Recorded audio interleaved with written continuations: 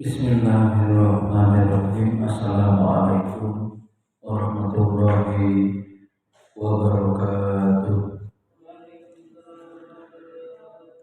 Alhamdulillahilladzi arsala rasulahu bil huda wa dinil haq liyudhhirahu ala dini kullihi wa kafa billahi syahida. Asyhadu an la ilaha illallah wahdahu la syarika lah. Asyhadu anna Muhammadan abduhu wa rasuluh. Qala ta'ala a'udzu billahi minasyaitonir rajim. Bismillahirrahmanirrahim.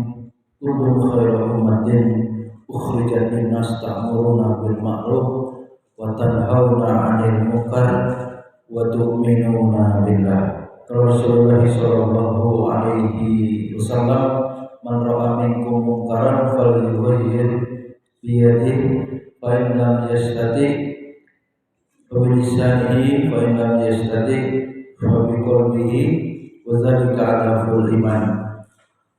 Puji dan syukur marilah kita senantiasa panjatkan kehadirat Allah Subhanahu wa taala, Rabb semesta alam.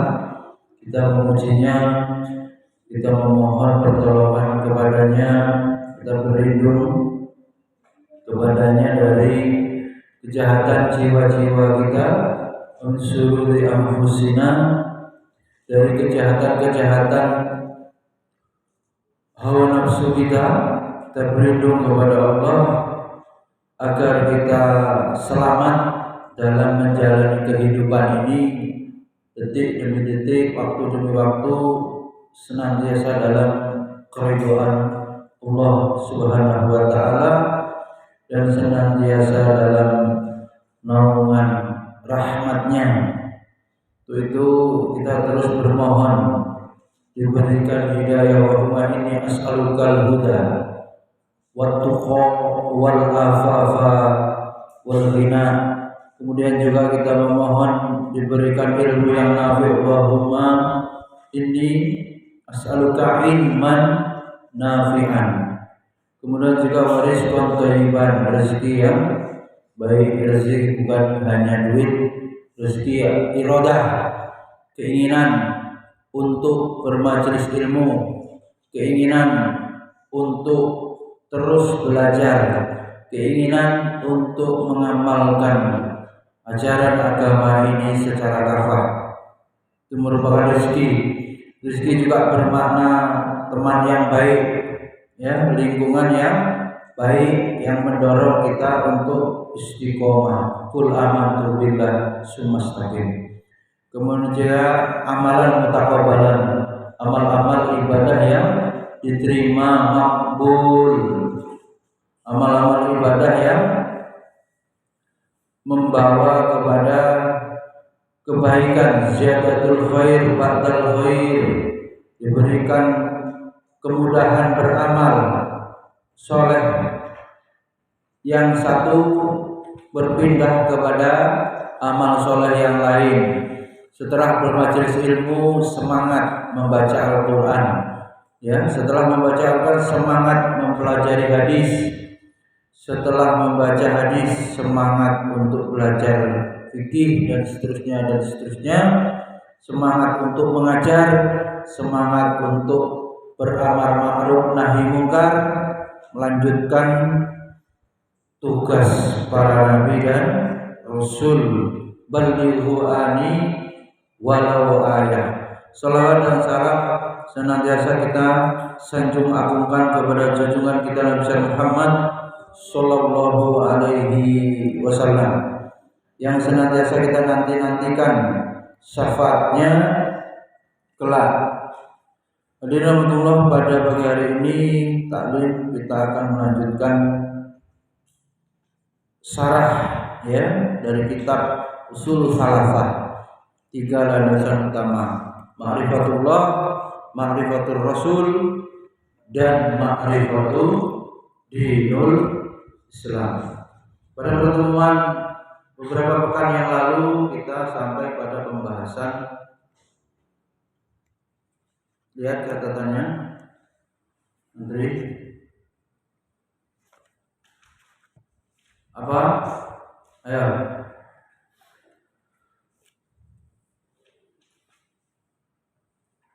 Barang siapa mentaati Rasul dan mentauhidkan Allah, maka ia tidak boleh berwala. Berwala itu memberikan loyalitas kepada orang yang memusuhi Allah dan Rasulnya. Di orang Islam itu jelas, ya, siapa teman, siapa lawan. Keberpihakannya jelas. Siapa yang harus kita bantu dalam perjuangan atau berada di soft. Gimana surat soft? Di soft bunyan marsus. Ya, kita harus berada di barisan soft perjuangan yang benar.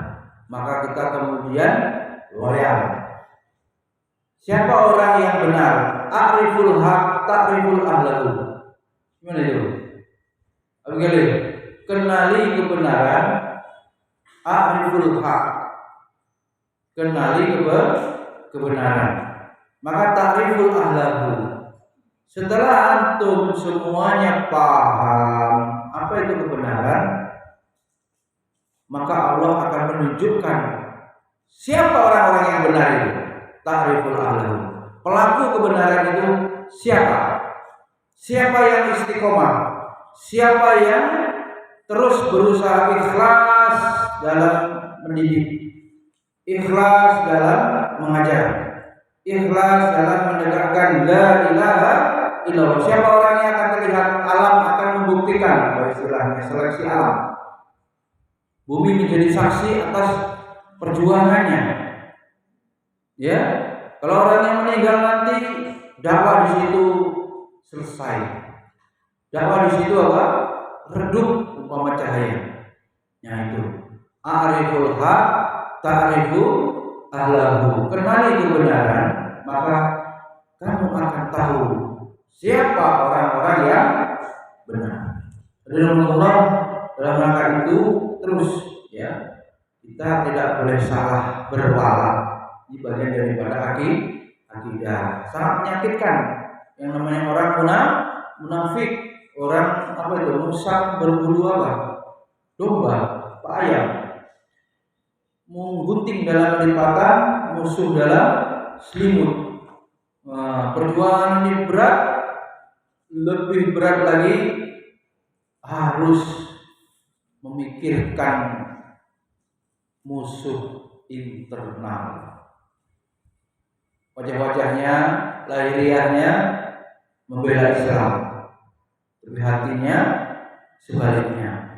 Karena itu selesai, habis energi untuk urusan internal, sehingga bekal akidah yang kokoh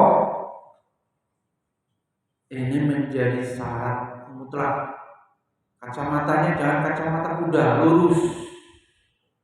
Di situ ada kebenaran, mungkin beda partai, mungkin beda organisasi, tetap kebenaran di situ kita terima.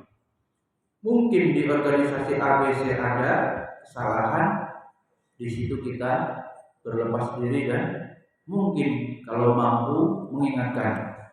Kalau tidak mampu, kita tidak mengingkari kebaikannya, kemudian mengatakan semuanya sesat, bid'ah atau salah. Tidak boleh begitu. Pasti saja ada kelemahan-kelemahannya. Namanya juga organisasi. Pada prinsip-prinsip yang usul, ya, kita bersama-sama bersepakat menegakkan dinullah, menegakkan dinul Islam, nasruddin, sebarkan agama.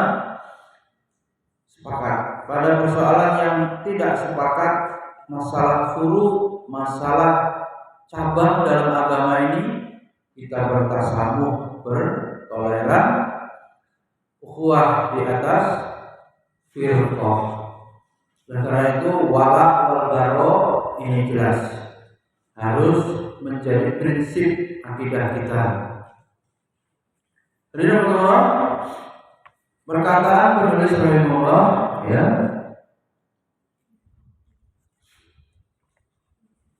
bahwa barang siapa yang mentaati Rasul dan mentauhidkan Allah, maka ia tidak boleh memberikan loyalitasnya kepada orang yang memusuhi Allah dan Rasulnya. Boleh. Sensitif lagi, lebih peka lagi ya Pak. Pastikan kita berada di barisan betul-betul full, maksimal berjuang. Umpama organisasi, umpama lembaga, umpama UKM atau apa, full. Tidak ada tendensius, tidak ada terkontaminasi urusan-urusan yang lain. Ya. Ini adalah perkara yang ketiga yang berkaitan dengan wala wal bara, artinya barang siapa yang mentaati apa yang diperintahkan oleh Rasul, menjauhi apa yang dilarang dan dibenci oleh Rasul, dan mengesahkan Allah Subhanahu wa taala, maka itulah yang disebut akidah Islam. Yang disebut apa? Akidah Islam, keyakinan Islam. Dan yang termasuk dari fondasi akidah adalah menunjukkan sikap loyal wala kepada para ahli tauhid. Pasti musuhnya ahli syirik ini sangat banyak, serta membenci pelaku kesyirikan, bahkan memusuhi perbuatannya yang mensekutukan Allah. Qad kana lakum uswatun hasanatun fi Ibrahim wal ladzina ma'ah. Kalau yang menjadi milah Ibrahim, ya, qalu liqaumihim inna bura'a'u minkum wa mimma ta'budun min dunillahi kafarna bikum wa bada bainana wa bainakumul adawatu wal baghdha abadan hatta tu'minu billahi wahdah. Surat Mumtahanah ayat 4. Sungguh telah ada suri tauladan yang baik bagimu dan pada Nabi Ibrahim. Kepada siapa ini berarti? Nabi Muhammad dan juga Nabi Ibrahim. Suri tauladan yang baik bagimu pada Nabi Ibrahim. Nabi Muhammad disuruh mengikuti Nabi Ibrahim, begitu. Itu ketika Nabi Muhammad disuruh begitu, ya kita umatnya mengikuti, ya. Dan orang-orang walladzina ma'ahu yang bersama dengan Nabi Ibrahim, berarti umatnya Nabi Ibrahim yang soleh, yang taat. Ketika mereka berkata kepada kaum mereka, sesungguhnya kami berlepas diri dari kamu dan dari apa yang kamu sembah selain Allah. Ini bagaimana Nabi Ibrahim berjuang menghancurkan berhala-berhala patung-patung. Maka siapa yang bersama di barisan Nabi Ibrahim, kita harus berloyal, ya, dan kita harus berlepas diri dari orang-orang musyrik yang menyembah selain Allah. Kami ingkari kekafiranmu dan telah nyata-nyata antara kami dan kami permusuhan. Harus begitu. Al-haq pasti akan dimusuhi, ya, oleh kekufuran, akan dibenci, ya. Orang-orang yang bertauhid akan dibenci. Bahkan di sini tabiatnya apa? Min dunillahi kafarna bikum wa bada bainana wa bainakumul adawah wal baghdha'u abadan. Bangun. Siram mukanya. selama-lamanya orang-orang musyrik watak dasarnya apa? Tabiat aslinya memusuhi ahli tauhid, entah apa saja propaganda atau cara-caranya atau tipu muslihatnya untuk mencelakai ahli tauhid, ya. Dan memang tidak mungkin ahli tauhid itu bisa bergandengan tangan mesra dengan orang-orang munafik, orang-orang bersih liberal, atau orang-orang yang zindik. Pada dasarnya dia memusuhi Islam. Tidak mungkin. Tidak mungkin seekor burung merpati bersama burung hantu beriringan. Tidak mungkin. Itu sebagai tamsil. Maka kemudian kita harus memilih orang-orang yang beriman kepada Allah saja sebagai tempat, ya, loyal, ya, tempat untuk kita bersama-sama. Atau mungkin kita di bawahnya, maka kita membantunya, ya, membantu orang yang fokus berjuang menegakkan la ilaha illallah dengan benar. Rasulullah SAW bersabda dari Abdullah bin Mas'ud, "Ausakumul iman." Tali iman yang paling kuat apa? Al-hubbu fillah wal bughdu fillah. Nomor satu ukurannya tauhidnya, ya. Maka tidak boleh memusuhi hanya karena iri. Biasanya ghillalil ladzina amanu, sebabnya ghil, sekolahnya itu maju, sekolah dia enggak maju, iri, musuh. Padahal dia ahli tauhid. Oh teman, sama-sama ngajak umat manusia ke jalan Allah. Adu ilallah kul hadhihi sabili adu ilallah. Sama namanya sekolahan A, B, C sama. Kalau ini musim apa ini? PPDB, ya, sama. Benci. Akhirnya apa? Bermusuhan. Tidak boleh. Ya, al-hubbu fillah wal bughdu fillah. Yang kita musuhi sekolah Kristen. Tegas. Sekolah misionaris, sekolah yang terus ingin melestarikan kekafiran. Itu musuh kita. Sebab apa? Mereka telah mengambil segmen santri-santri orang Islam yang awam, yang rela menyekolahkan anaknya di sekolah-sekolah misi. Itu bagaimana caranya dia pindah ke sekolah Islam yang mengajarkan la ilaha illallah dengan benar, mengajarkan akidah Islam. Memang kita harus fanatik kepada agama kita sebagai sebuah konsekuensi kita betul-betul beriman.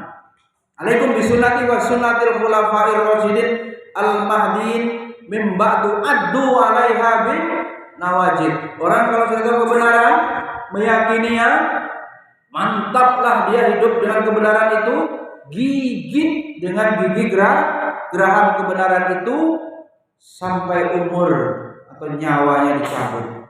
Tidak bergoyang keyakinannya itu.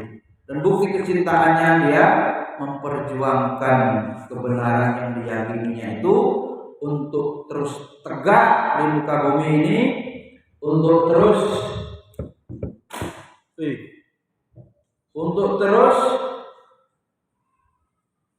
bumi Allah ini disembah, ya. Orang terus sujud kepada Allah. Karena Allah berat, ya. Apalagi kalau ini berada di lingkungan keluarga, berada di lingkungan terdekat kita, orang-orang yang berbeda itu yang harus kita barok, berlepas diri. Ada yang bisa memberikan contoh bagaimana sikap yang benar, al-wala wal bara yang benar. Ya, kepada siapa kita harus membela, kepada siapa kita harus berlepas diri. Berat. Kepada siapa kita mencintai, kepada siapa kita harus bughdu, membenci, dan itu fillah. Cinta karena Allah, membenci juga karena Allah. Sebab mereka telah menyakiti atau berbuat kemusyrikan kepada Allah, maka kita juga membencinya. Cinta dan loyalitas karena Allah dan memusuhi karena Allah termasuk konsekuensi dari milah Ibrahim alaihi salam. Di antaranya Allah tegaskan, la tajidu qauman yu'minuna billahi wal yaumil akhir yu'adduna man haddallah wa rasulah.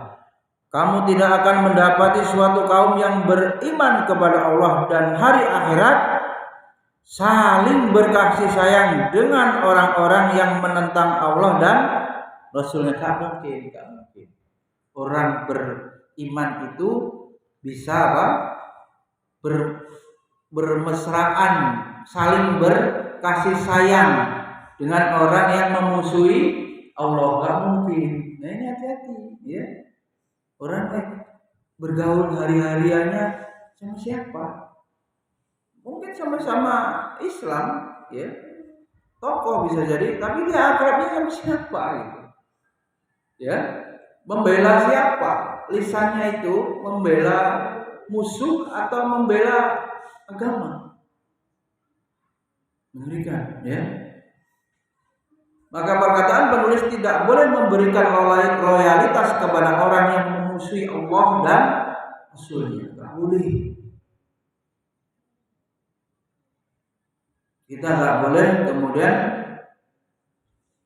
ya duduk-duduk kongko berteman dengan mereka. Harus jelas.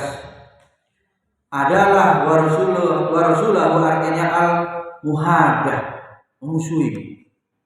Arti al-muhadah secara bahasa ialah kamu berada di satu sisi dan lawanmu belah. Ini mana ukuran? Di sini tauhid, enggak boleh atau tidak mungkin wala talbisul haqqo bil batil.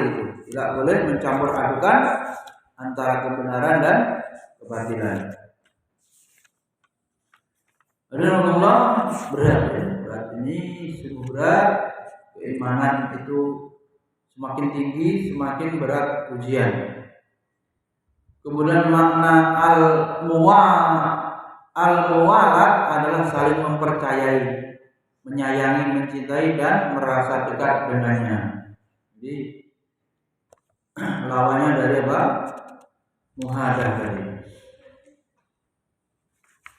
Kemudian beliau mengatakan, penulis, walaupun mereka adalah kerabat. Kerabat itu apa? Sekandung, dekat-dekat pula nasabnya, silsilahnya. Yang paling dekat, siapa Bigali? Kerabat tuh?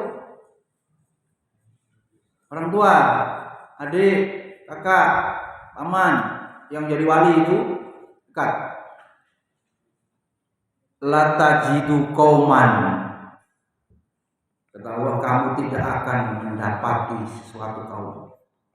Perkataan penulis, walaupun kerabat dekat sendiri disebutkan di sini, yaitu anak melawan orang tuanya, kufur akhirnya, murtad, atau orang tua yang tidak mau menerima kebenaran Islam, terang benderang Al-Quran dan hadis dibacakan tidak mau mengikuti nenek moyangnya, mau mengikuti ajaran-ajaran primbon, ramalan-ramalan, tidak mau mengikuti kebenaran Islam, karena mereka adalah orang-orang yang terdekat dan berkaitan dengan keturunan. Tuh, ujiannya biasanya begitu. Bapaknya kiai, anaknya nggak mau. Boro-boro kiai anaknya malah berbuat kriminal, nggak ngikutin bapaknya. Bapaknya preman, anaknya alim, mau sampai akhirnya jadi kiai. Allah membolak-balikkan apa? Lita'lamu annallaha ala kulli syai'in qadir. Supaya antum tahu, supaya kamu tahu, supaya kalian tahu bahwa Allah lah yang kuasa membolak-balikkan, mengatur segala sesuatu. Jangan tenang-tenang, yang bapaknya ustadz, anaknya pasti ustadz, tidak jaminan. Yang ibunya ustazah, anaknya pasti mengikuti. Kamu tuh nurun siapa? Kok nggak nurun bapakmu? Nggak ada nurun ibumu. Allah yang kuasa. Lita'lamu annallaha ala kulli syai'in qadir. Supaya kamu tahu bahwa Allah itu yang maha kuasa atas segala sesuatu. Maka sampai di sini wali-wali itu harus sadar, nggak boleh ya. Memaksakan lembaga harus pasti garansi itu nggak ada. Ya. Allah sendiri yang kuasa menetapkan itu, tidak ada jaminan apapun. Lalu bagaimana guru-guru terus nandur, nanam, ajarkan yang baik, nahi mungkar, terus hatta zurtumul maqabir, sampai nyawa menjemput dalam keadaan husnul khotimah. Urusannya cuma menanam, berdakwah, hasilnya bukan urusan guru, hasilnya memang kuasa Allah. Kemudian saudara-saudara kandung, ini namanya saudara ini potensi berantemnya tinggi, iri, tidak merasa diperlakukan tidak adil oleh orang tuanya juga kadang kita dapati juga kalau udah sengit itu apa ya, benci yang amat, ya sudah semuanya anaknya itu jadi jelek, yang dipuji-puji anak yang membanggakan, terus dipelihara sampai tua. Dari dulu saya itu nggak diurus, yang dibangga-banggain adik saya, yang dibangga-banggain kakak saya terus. Ini juga ada dua faktor, berarti apa? Anak itu tidak mau menerima ketetapan Allah, mungkin orang tuanya nggak suka dengan dirinya. Yang kedua, orang tuanya jahil, tidak bisa berlaku adil. Ikdilu huwa aqrabul taqwa. Innallaha ya'murukum bil adli. Itu nggak diingat-ingat itu khotibnya, makanya tidur terus. Tidur terus gimana? Paham? Ya. Paham ilmu. Arwahnya gentayangan. Jadi perintah-perintah agama ini kalau tidak dijalankan akan membawa masalah. Kalau tidak adil orang tua, anak jadi berantem sampai kemana berarti? Sampai anaknya lagi, berarti cucu, sampai cicitnya lagi terus. Apalagi kalau sudah meninggal mbahnya, rebutan warisan, berantem pula cucu dengan cucu. Dua ya, anak tidak menerima takdir. Yang kedua, orang tua bodoh dalam bersikap mengasuh mendidik anak sehingga tidak adil. Dua faktor. Kemudian apa lagi contohnya? Yang ini kemudian menjadi masalah ya. Saudaramu satu akidah adalah saudaramu yang sebenarnya. Maka kita dapati dulur kaya wong liya kaya dulur. Kalau dia disatukan dengan akidah, memang sudah begitu. Yang penting kita tidak memutus silaturahmi standar minimal. Kalau dia tidak terima dengan sikap kita, kita tanya, sebagai saudara itu kita itu harus seperti apa menurut agama? Selama ini kamu rewel terus, ganggu ini, ganggu itu. Kita tidak pernah memutuskan seperti apa. Atau bertepuk sebelah tangan gak apa-apa. Kita yang nepuk, sana gak balas gak apa-apa. Yang penting kita tidak memutuskan dan kita tidak mengganggu. Nanti di hadapan Allah, dialah yang kemudian hatinya jelek, yang ingin memutus. Yang tidak mau menyambung. Makanya menyambung tali silaturahmi itu disuruh. Termasuk juga dia apa jadi diiming-imingi akan dilapangkan rizki kalau mau menyambung silaturahmi. Itu fadilahnya nanti keutamaannya membawa kemaslahatan. Apa enggak ada yang berantem gara-gara antar saudara? Gara-gara ini calon lurah aja itu makanya dirubah ya. Lurah 6 tahun, berantem 6 tahun. Kependekan, besok berantem lagi. Karena mendukung saudara sendiri nyalon nggak didukung, ribut. Katanya mau dirubah 9 tahun sebagai bukti ya. Supaya dukung-mendukung itu yang menimbulkan konflik itu sudah selesai gitu, atau tidak terlalu cepat. Bentar-bentar ribut lagi, panas lagi.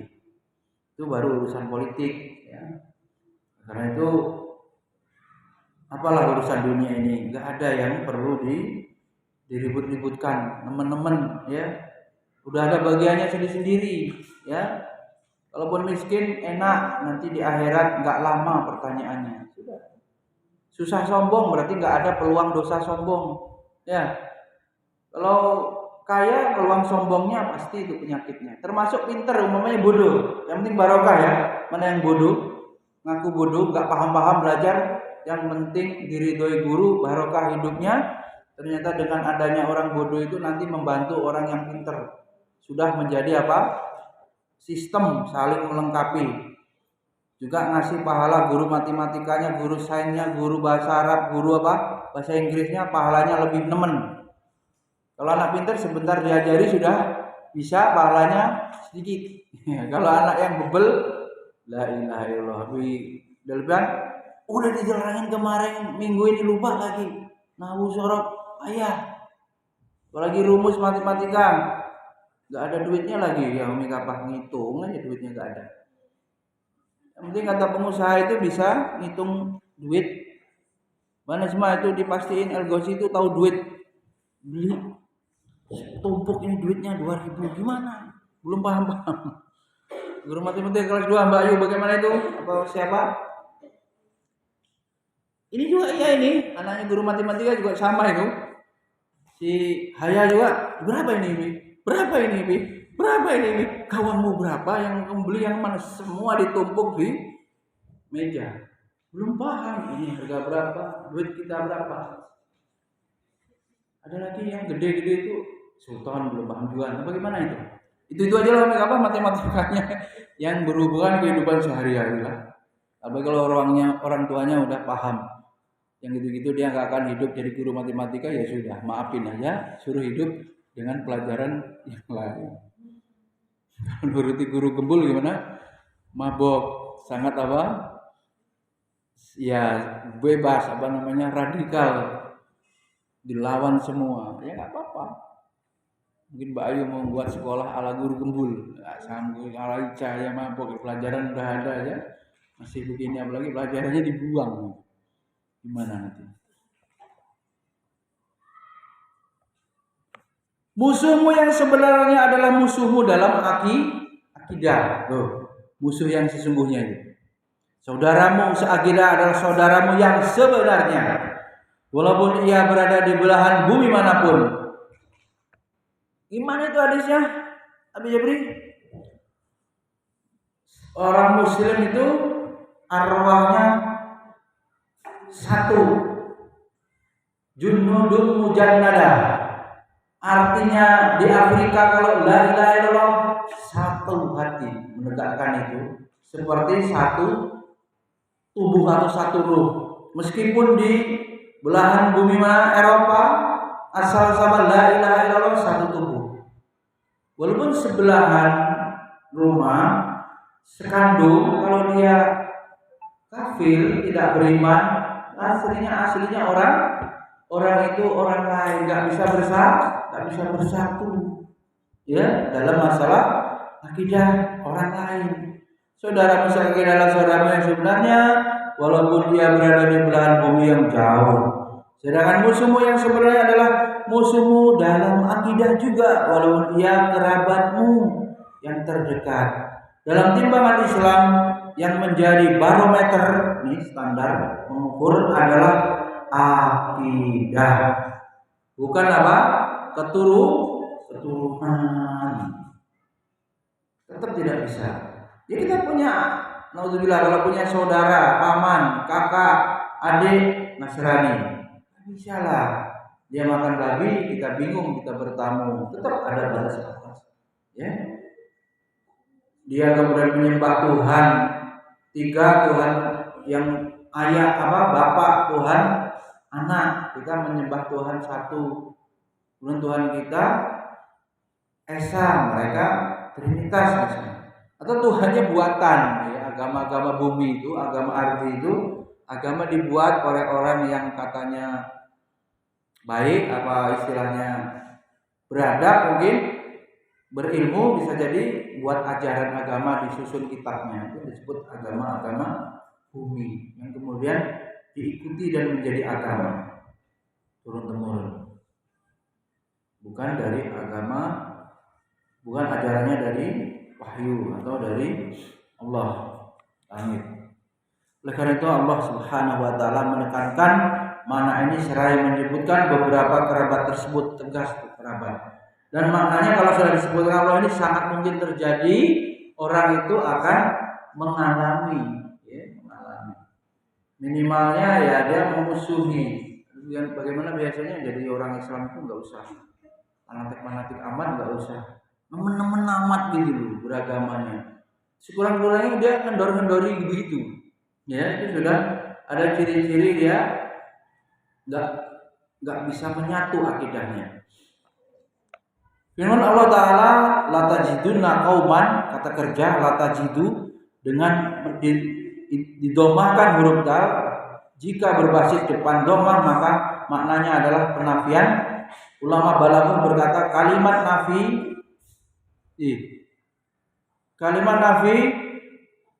penafian lebih tegas daripada kalimat nahi larangan. Penafian lebih tegas daripada pelarangan, karena nahi berkaitan dengan masa yang akan datang, sedangkan nafi berkaitan dengan masa yang lalu.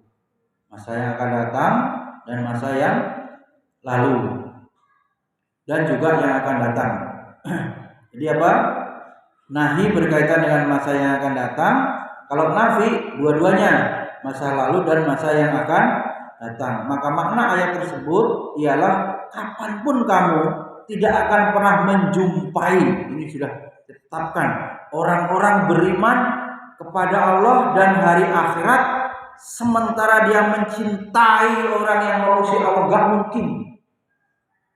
Kalau ada guru tuh senang punya teman guru yang tukang korupsi. Kalau lebih turun lagi, bukan masalah akidah, masalah kemungkaran. Kok senang guru itu telat gitu, akrab, guru itu tidak disiplin, dicokiin, kerjanya kok dia akrab, agak aneh. Itu bisa di pinggir jurang, itu bisa berteman dengan pandai besi, barat hadisnya itu. Dia berteman dengan orang yang buruk dan beresiko merusak adab, merusak agamanya. Mungkin, ya. Sekarang ada orang yang ingin berdakwah eksternal. Kita lihat dulu akidahnya sekokoh apa. Kalau dia mau mendakwai orang di luar Islam, dakwah eksternal, maknanya apa dia mampu, ya? Apa dia sanggup untuk terus teguh, berpegang teguh kepada kebenaran. Yang kemarin kita bahas talbis iblis itu sedikit demi sedikit, tidak langsung orang itu langsung pindah agama atau murtad, sedikit-sedikit dengan meremehkan yang sunnah, dengan meremehkan amalan-amalan yang sunnah, lama-lama wajibnya kendor, sedikit demi sedikit. Ya, jadi nggak mungkin orang yang menjadi musuh Allah itu bisa bersama-sama dengan orang yang mencintai Allah. Alhamdulillah, dulu itu pernah mengikuti parade tauhid seluruh Indonesia itu, seluruh ormas, untuk kemudian menolak apa itu gubernur non muslim yang melecehkan agama. Nggak pandang lagi apa ormasnya apa, yayasannya, apalagi yayasan sangat kecil, semuanya satu padu menolak pemimpin yang telah menghina, ya, melakukan penistaan agama bersatu. Sebagai contoh ya, kita harus kesampingkan itu, dan dengan sendirinya memang bisa bersama tadi itu yang pokok yang berkaitan akidah, yang berkaitan dengan keimanan, orang itu bisa bersatu. Urusan yang fikih mungkin berbeda. Alhamdulillah, kelas TK-nya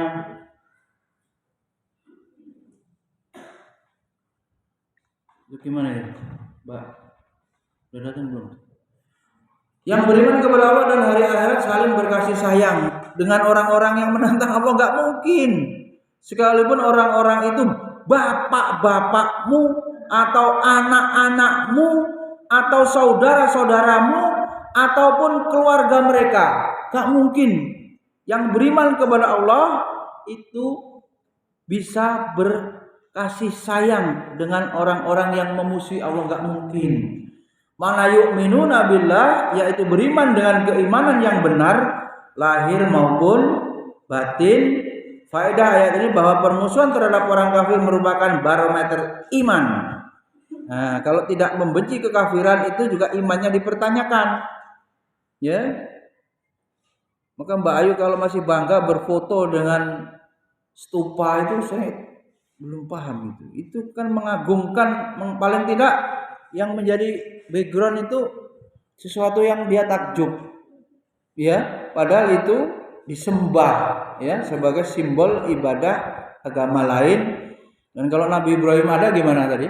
Milla wa millatu Ibrahim hanifa wa ma kana minal musyrikin, pasti akan hancurkan itu. Memang tugasnya itu. Kalau Mbak Ayu punya anak, kemudian anaknya ada satu yang durhaka, gimana? Atau punya saudara lah, saudara ini ngelawan terus sama ibu, kesel juga ini saudara ini. Adiknya atau ayunya ini nggak mau patuh sama orang tua. Ini ngeri lagi, ini manusia apa? Suka. Ya udah duduk. Oh, mau ngambil seragam. Ya nanti nggak apa-apa sih juga, duduk dulu lu.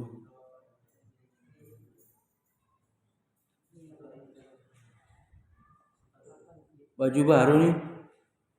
Tapi kira anak pang kerodongan begitu. Dingin ya? Oh. Sampai mana tadi? Sampai juga ya? Bingung habis jadi. Buka kerodongnya, bingung habis siapa?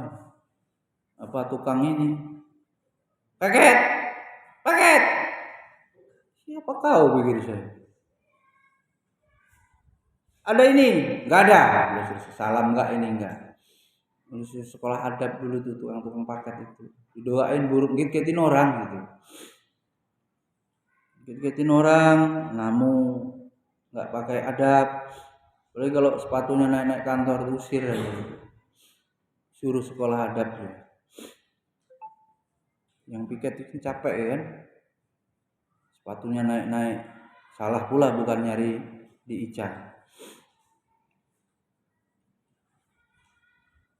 Sebenarnya gak kerasan hidup di dunia ini. Orang-orang itu suul adab tuh nyakitin gitu. Ya. Parah gitu. Dan naik motor baik-baik, nyopir baik-baik, serobot. Pegel ya, bagi-bagi nyopir itu, males. Akhirnya kita kalau nggak kayak preman ini hancur istilahnya. Di apa namanya? Tempongin yang nggak bener gitu. Kadang-kadang kita serempet. Ada yang kecelakaan, Abi Adi nggak jujur, motornya dipinjam Abi Adat. Motormu dipinjam Abi Adat. Pinjam siapa? Lalu terus habis dipinjam temanmu, sekarang pinjam beda. Pas nanti kalau rusak jadi masalah, bapakmu nanya ke saya. Kalau itu kecelakaan urusan diurus sendiri. Yang bikin ribet harusnya kerja ngurusin motor, ganggu kerja. Itu yang dipikirin. Kayaknya udah sering ya ngomong ya bijak ya. Anak orang motor ya resikonya kecelakaan. Ini sudah sering. Orang yang baik-baik saja bisa kecelakaan, apalagi yang istilahnya banyak gaya, pakaian pola, gimana? Apa istilahnya ini? Freestyle, biar jumping. Emang ada seret rambutmu yang keriting itu? Hah? Kalau kemudian ngelopek, botak sampai tua itu, kemana nempel rambutmu? Kan kebeset ini aspal. Ini Abi sekarang yang diomongin, cicilan terus hati-hati itu. Adat udah tak omongin lama itu. Omongan saya ini bisa jadi keramat loh. Kalau terus nyakitin, ya. Beli motor yayasan buat jumping, waduh, hancur itu. Setahun udah ngelamper lagi. Jadi malah merugikan lembaga. Aturan uangnya bisa untuk ngidupin santri yang nggak mampu bisa diperbanyak. Malah harus urusan itu.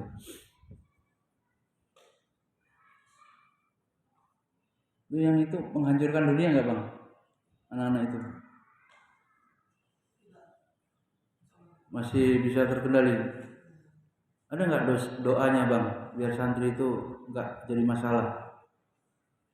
Bang Ustadz Delbian ini punya amalan khusus kayak Abi Jepri nggak? Pengasihan gitu, kewibawaan gitu. Biar santri itu nggak rewel, nggak jadi masalah. Materinya rumit, berat. Barometer iman kepada Allah dan hari akhir apa? Al-wala wal bara ini. Hati jika kita condong kepada musuh Allah dan Rasulnya, maka hendaklah ya kembali mengoreksi keimanan. Kalau saya berantem sama orang Cina, antum bela siapa? Sama orang kafir, bela siapa? Itu juga menjadi pertanyaan itu, ya. Tetap dibela sesama akidah. Itu sudah banyak di mana yang banyak tenaga kerja TKC Kalimantan ya, perang itu. Tetap kita bela Islam. Kita bela, apalagi kalau pakai pendekatan ini apa? Pendekatan nasionalisme, iya kan? Cinta kepada tanah air, kita bela lah. WNI, ya, kita bela saudara kita setanah air. Tentunya kalau benar ya, kalau benar keberpihakannya jelas, itu disuruh sama akidah. Bahkan nepotisme itu boleh, apa itu kalau mau seleksi pegawai, nepotisme itu boleh kalau sama-sama memiliki kompetensi dan profesional. Adiknya Kapah melamar kerja di perusahaan abinya Kapah. Nah ini adik kandung, profesionalnya sama, apalagi kompetensinya sama. Ini satu orang lain. Memang juga begitu. Bersedekah juga lebih utama kepada kerabat yang sama-sama membutuhkan. Orang lain membutuhkan, kerabat membutuhkan. Kita punya zakat, infak, sedekah, bukan tanggungan kita, lebih utama diberikan kepada mereka. Itu kan istilahnya nepotisme. Nanti kalau mau ngomong. Kemudian hendaklah kembali mengoreksi keimanannya, karena kecondongan kepada mereka adalah tanda-tanda hilangnya iman atau lemahnya iman sesuai dengan besar kecilnya kecondongan tersebut. Bagaimanapun kondisinya, memberikan loyalitas kesetiaan kepada mereka adalah perkara yang berbahaya, nggak boleh. Karena Allah Jalla Jalla menafikan berkumpulnya keimanan dengan rasa cinta terhadap mereka itu nggak mungkin. La tajidu qauman yu'minuna billahi wal yaumil akhir yuwadduna man hadallahu wa rasulah. Nggak mungkin. Kamu tidak akan dapati orang-orang suatu kaum yang beriman kepada Allah dan hari akhir saling bermesraan kasih sayang dengan orang-orang yang menentang Allah. Tak mungkin, ya. Maka Syekhul Islam Ibnu Taimiyah berkata, Allah mengabarkan kepadamu bahwa kamu tidak akan menjumpai seorang yang beriman mencintai orang yang memusuhi Allah. Tak mungkin, dan Rasulnya. Karena iman itu sendiri bertolak belakang dengan kecintaan kepada musuh Allah dan Rasulnya. Sebagaimana bertolak belakangnya dua hal yang berlawanan. Jika didapati keimanan berarti tidak terdapat lawannya, yaitu mencintai musuh Allah Jika seorang menunjukkan loyalitas kepada musuh Allah dengan sepenuh hati, ini pertanda bahwa tidak ada lagi keimanan di dalam hatinya. Bisa hilang, ya, bisa hilang kalau kita membela musuh Allah. Kemudian firman Allah, sekalipun orang-orang itu bapak-bapakmu, sekalipun orang itu anak-anakmu atau saudara-saudara ataupun keluargamu, yakni mereka tidak akan mencintai musuh Allah dan Rasulnya walaupun kerabat yang terdekat. Firman-Nya au asyiratahum, berkata Ar-Rahib, Asyirah adalah kumpulan sekelompok orang dari kalangan keluarga dalam jumlah yang banyak. Itu asyirah. Al-Alusi berkata, maksudnya ayat tersebut bukanlah yang hanya disebutkan. Maksudnya adalah kerabat secara mutlak. Sang ayah didahulukan karena wajib bagi sang anak untuk mentaati mereka dan bersikap baik terhadap mereka. Yang kedua disebutkan sang anak dikaitkan dengan si anak karena mereka adalah buah hati sang ayah. Yang ketiga disebutkan saudara-saudara karena mereka adalah penolongnya. Kemudian disudahi dengan keluarga karena tempat bersandar dan tempat meminta pertolongan kepada mereka setelah saudara.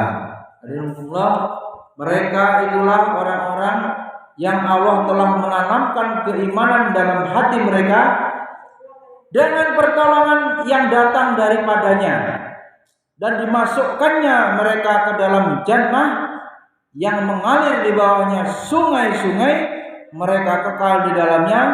Allah ridho terhadap mereka dan mereka pun merasa puas terhadap limpahan rahmat Allah. Materi baru. Kemudian Allah Subhanahu wa taala memberi mereka 5 macam ganjaran. Ya, orang yang mau berlepas diri dari musuh-musuh Allah tadi akan diberi 5 ganjaran, 5 macam ganjaran, yaitu dimulai dengan menganugerahkan taufik yang kita cari. Hidayah di mana-mana dikasih, ceramah enggak kurang-kurang, YouTube enggak kurang-kurang, Facebook juga isinya ceramah, nasihat, pengajian tiap masjid ada. Tapi orang yang mau barok tadi, berlepas diri dari musuh Allah, langsung diberikan taufik oleh Allah. Itu musuh, itu teman. Beda-beda kunutnya, beda mazhabnya, tapi itu teman. Itu Syiah musuh, itu orang liberal musuh, LGBT musuh. Jelas matanya itu terang mana musuh, mana teman. Firman-Nya, ulaika kataba fi qulubihimul iman. Mereka itulah orang-orang yang Allah telah tanamkan keimanan dalam hati mereka dengan pertolongan, yakni mengumpulkan, mengokohkan dan menanamkan keimanan di dalam hati mereka. Hati seorang mukmin yang tak terpengaruhi oleh syubhat, tidak akan bergeming dengan syubhat dan keraguan, tidak akan dia goyah, ya. Wa ayyadahum, dan memberi mereka pertolongan, ya, yakni memperkuat mereka biruhi minhu, dengan cahaya hidayah dan pertolongan ilahi serta kebaikan Rabbnya. Kalau harus nyogok-nyogok untuk ijazah, untuk apa? Harus melakukan itu di mana dia punya akidah, di mana dia letakkan Allah dan Rasulnya sebagai Al-Quran sebagai pedoman, di mana dia letakkan itu. Kalau kemudian taruh di punggungnya, di belakangnya, hanya sekedar untuk ijazah, hanya sekedar urusan dunia. Lebih utama dia mati tidak dapat ijazah daripada harus nyogok. Yang penting Allah meridhoinya. Itulah yang dinamakan keimanan yang kokoh, tauhid yang murni kepada Allah, dan itulah kebaikan, ya, sebagai seorang mukmin yang mendapat taufik. Kita ini belum tentu dapat taufik yang pasti hidayah, yang secara umum hidayah irsyad pasti. Itu di mana-mana disebarkan ini. Hidayah bayan, di mana-mana ceramah, penjelasan. Tapi taufik dari Allah tidak bisa dijaminkan oleh guru, dijaminkan oleh orang tua.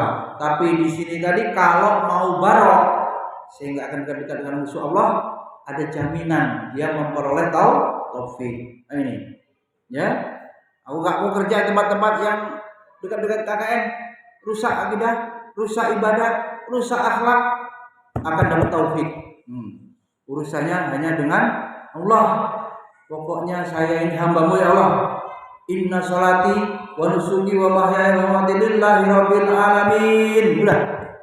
Pokoknya saya ikut syariat, mati demi syariat. Allah Ta'ala menamakan dengan ruh karena ruh adalah sebab untuk mencapai kehidupan yang baik. Ruh itu. Ya, kemudian Allah menyebutkan rahmatnya yang akan Dia berikan di akhirat dengan apa? Firman-Nya, wa yudkhiluhum jannatin tajri min tahtihal anhar khalidina fiha. Dan dimasukkannya ke mereka ke dalam jannah yang mengalir di bawahnya sungai-sungai. Mereka kekal di dalamnya, yaitu kampung yang penuh dengan kemuliaan yang belum pernah dilihat oleh matanya nggak sanggup, belum pernah terdengar, wala udhunun, ini sami'at kuping nggak pernah bisa mampu mendengar kayak apa indahnya surga, dan belum pernah terbesit di dalam hati manusia. Indahnya surga itu tidak mampu manusia menjangkau, membayang-bayangkannya nggak sanggup. Itu yang wayudkhil jannatin tajri min tahtihal anhar khalidina fiha. Kemudian radhiyallahu anhum. Gimana Allah itu ridho kepada kita? Waradu'an, Allah ridho terhadap mereka dan mereka pun merasa puas terhadap limpahan rahmatnya. Kalimat yang baru ini menjelaskan satu alasan, maknanya bahwa Allah meridhoi mereka karena ketaatan yang telah mereka kerjakan sewaktu hidup di dunia. Mengabdi kepada Allah dengan sepenuh hati, mengabdi kepada Allah dengan ikhlas, ya. Wa radu anhu, maka Allah akan meridhoi mereka. Mereka juga berikutnya, ini berat. Allah ridho kepada kita gampang kalau kita menjalankan syariat. Tapi berikutnya, manusia itu apakah di dalam hatinya benar-benar tulus ikhlas ridho kepada ketetapan Allah? Itu yang sulit. Wa radu anhu, maka manut akur kepada Allah. Ditetapkan takdirnya apa saja, manut. Qadha yang telah, kalau kita dengar secara bahasa, pena telah menulis, daun telah mengering. Berarti apa? Yang sudah ditetapkan Allah, ya kita ridho tidak ridho tetap terjadi. Maka sewajar-wajarnya yang memang harus begitu, kita puas ridho dengan ketetapan Allah. Nah ini, kalau Allah ingin ridho kepada kita, ikuti seluruh syariat, gak usah cerewet sami'na wa ata'na. Tapi belum tentu orangnya itu puas. Kenapa? Karena banyak yang beribadah itu kecenderungannya karena takut dosa. Belum, apalagi sampai mahabbah, itu berat. Hanya apa? Takut azab. Aslinya nutup aurat itu, rambutnya yang lurus gak kelihatan. Ya, bayar zakat itu eman-eman. Ya, taat kepada suami itu berat. Ya, harus ini itu ribet. Nah ini belum tentu, ya. Memang dia melaksanakan, tapi belum tentu hatinya ridho puas. Sehingga kemudian di sini disyaratkan ini, ya, waradu anhu ini bagaimana juga manusia ridho kepada Allah, karena di akhirat Allah memasukkan mereka ke dalam jannah yang di dalamnya terdapat berbagai kemuliaan, dan ini merupakan kenikmatan yang tertinggi, kenikmatan tertinggi. Ibnu Katsir rahimahullah berkata, ini merupakan puncak kegembiraan, yaitu ketika masuk surga bersama sekeluarga, ketika semua karib kerabat, ya, bisa masuk surga bersama. Ini diantaranya karena apa? Ridho, ya. Bahasa Nasir ngasih buku saya itu masuk surga sekeluarga. Perlu dibedah juga bukunya. Ada yang kemudian bermanfaat. Silakan dilanjutkan di sholat duha. Masih ada waktu.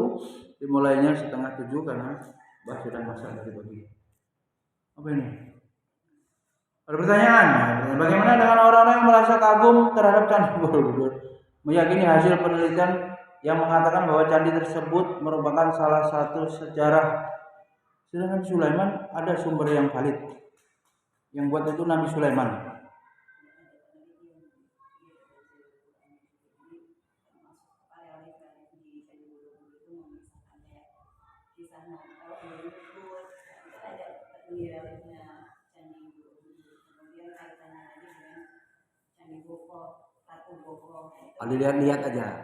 Dilihat-lihat aja, dicocok-cocokkan dengan sejarah saja, tidak dijadikan harus menjadi pengagungan dalam bentuk mengunjungi bayar loh.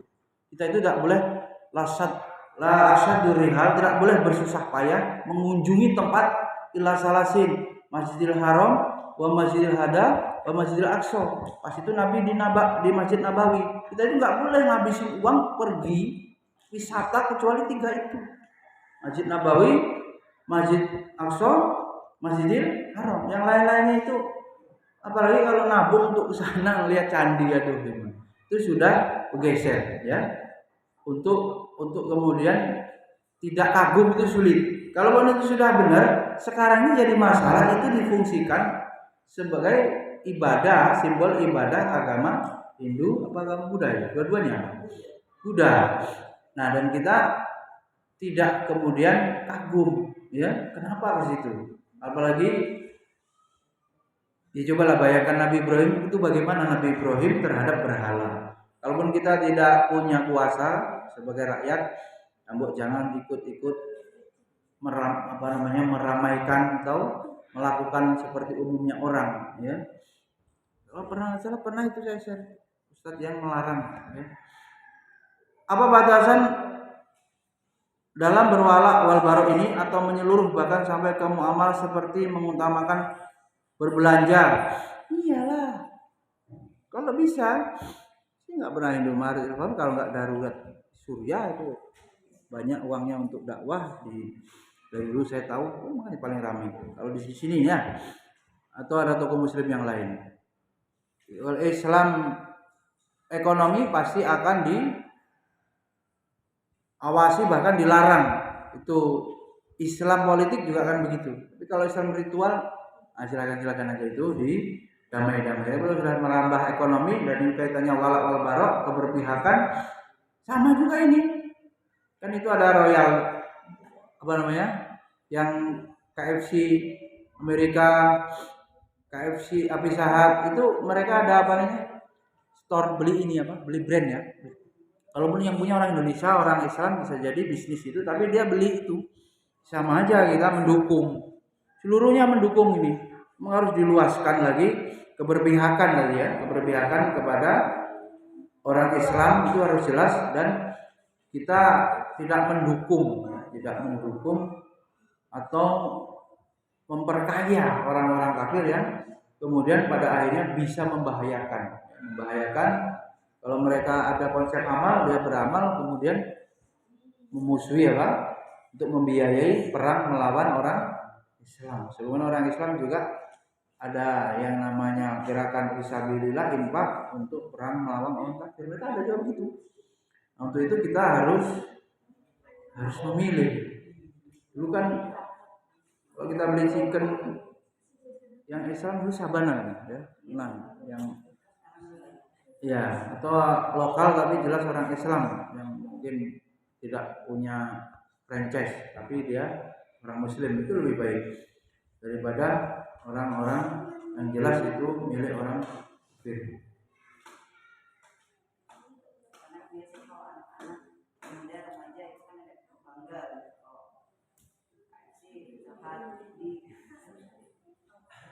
Ya, kebanggaan itu yang itu sudah dijelasin semalam ya, prinsip hidup yang salah, nggak merokok, nggak maco, nggak pakai motor tertentu, merek tertentu, sendal tertentu malah lebih nggak keren, nggak makan di sini ya nurutin gaya hidup, kakek pola gitu. Makanannya sama dan tempatnya itu berizin mahal, ada pajak, akhirnya harganya mahal, tapi rasanya atau kualitas makanannya sama, hanya tempat. Yo orang Islam kenali nabimu, nabi kita apa begitu? Ya, sahabat-sahabat begitu apa begitu? Harusnya Abi Jepri itu mulai kembali mengingatkan sirahnya, iya kan? Tapi kan udah trauma, jam 8 belum ada yang ngajar apa. Nanti malam begitu lagi, sibuk, santrinya udah nggak karuan. Sirah Nabi diperbanyak, sirah sahabat diperbanyak. Subhanallah wa bihamdika, asyhadu an la ilaha illa anta, astaghfiruka wa atubu ilaik. Assalamualaikum warahmatullahi wabarakatuh. Siapa yang ditunjuk langsung dari basah.